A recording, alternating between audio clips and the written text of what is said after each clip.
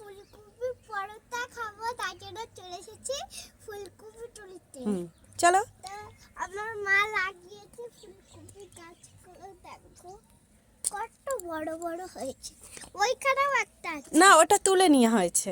ও তুলে দিয়ে হ্যাঁ, কোনটা তুলতে ইচ্ছা করছে তুমি তোলো। তুলে নাও, টেনে তুলে নাও। দাঁড়াও। এইটা ফুলকপিটা কত বড় হয়ে গেছে, অনেক বড় হয়ে গেছে। তো বন্ধুরা আবার চলো, আবার আমি ধরে মাথা তুলবো। ওইভাবে তোলে না, এইভাবে তোলে, পুরো ধরে তোলে। হ্যাঁ, দাঁড়া আমি তুলছি।